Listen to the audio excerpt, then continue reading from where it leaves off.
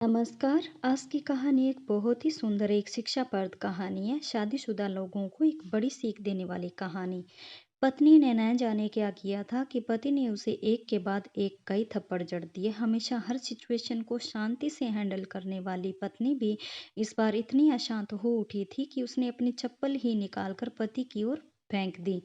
रिश्तेदारों ने भी आग में घी डालने का काम किया। किसी ने कहा, जो औरत अपने पति को चप्पल मार सकती है वो औरत ना ही वफादार हो सकती है और ना ही पतिव्रता। ऐसी औरत परिवार ही नहीं पूरे समाज पर कलंक की तरह है। बीवी के पक्ष वाले कहाँ पीछे रहने वाले थे। किसी ने कहा, 21वीं सदी में जो स्त्री के साथ मारपीट करते हैं उन्हें तो जेल भेज देना चाहिए। तो कोई कहता, इसको जरूर कोई और पसंद आ गई होगी इसलिए अब पत्नी से मारपीट करने लगा है।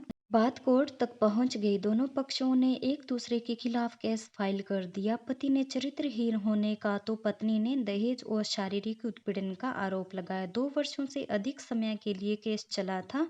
इन 2 वर्षों के दौरान दोनों पति पत्नी अलग अलग रह रहे थे। बात कोर्ट तक पहुंच गई। दोनों पक्षों के समर्थकों की संख्या अब कम हो गई। पहले जहां दोनों पक्षों में समर्थकों का समूह होता था, अब गिने चुने लोग रह गए थे।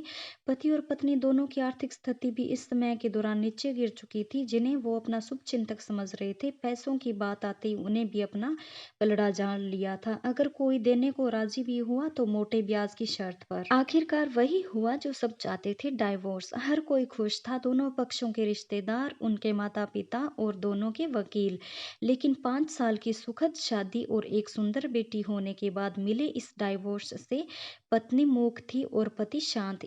शायद ये एक इत्तेफाक ही था कि इस खुशी को मनाने के लिए दोनों पक्ष के लोग एक ही चाय की टपरी पर बैठे आमने सामने। इत्तेफाक इसलिए क्योंकि ज्यादातर लोग जो एक दूसरे के विरोध पक्ष को सपोर्ट कर रहे थे वे एक दूसरे को अच्छे से जानते भी नहीं थे। पति पत्नी भी इन सभी से दूर एक दूसरे के सामने मेज पर बैठे। पत्नी ने पति से कहा, अब तो खुश होंगे ना, तुम्हारे मन की जो हुई है मुबारक हो, तुम भी तो आज जीत गई हो मुझसे तलाक जो तुम्हें मिल गया है।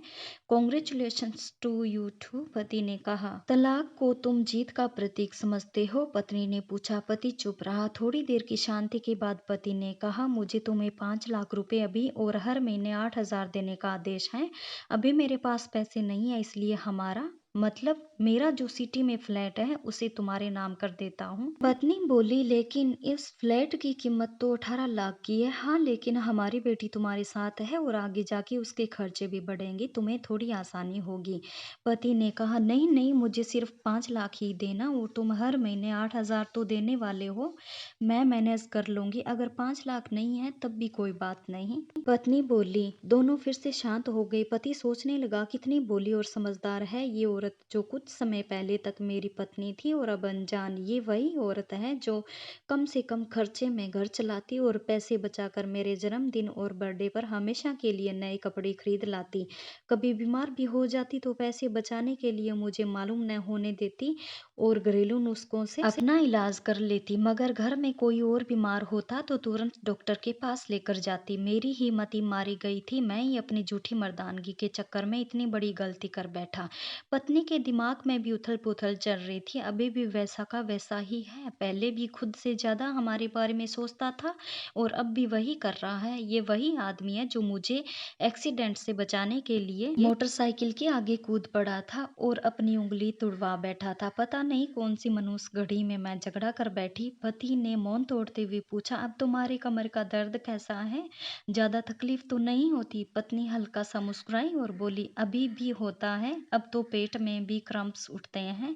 वो तो होगा ही, तुम योगा या कसरत भी तो नहीं करती। अब तुम किसी अच्छे गायनेकोलॉजिस्ट को जरूर दिखा देना। पति ने कहा, तुम बताओ तुम्हारा अस्थमा कैसा है, अब क्या अब भी दौरे पड़ते हैं। पत्नी ने पूछा, हाँ पड़ते हैं, पहले से ज्यादा, क्योंकि अक्सर इनहेलर भूल जाया करता हूँ याद दिलाने के लिए, तुम जो नहीं हो अब। पति बोला। पत्नी की आंखों में आंसू आ गए। वो बोली, तुम्हें मेरे चरित्र पर सवाल नहीं उठाने चाहिए थे, तो ये परिस्थिति नहीं आती। मैं जानता हूँ तुम बहुत अच्छी हो, मुझसे गलती हो गई, बहुत बड़ी गलती, मैं लोगों के बहकावे में आ गया था। पति बोला, तुमने भी तो मुझ पर दहेज का इल्ज़ाम लगाया था। वो बोला, पति गलत यानी था, इस बात का मुझे भी पछतावा हुआ। पत्नी ने कहा, पति कुछ कहना चाह रहा था लेकिन हिचकिचा रहा था। पति ने पूछा, कुछ कहना चाहते हो?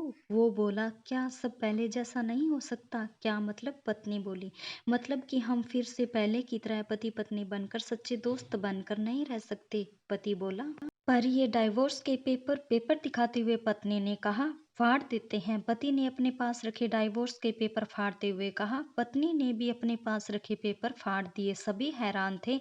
वकील, रिश्तेदार, माँ बाप, पति पत्नी दोनों एक दूसरे के हाथ में हाथ पकड़े अपने घर की तरफ चल पड़े।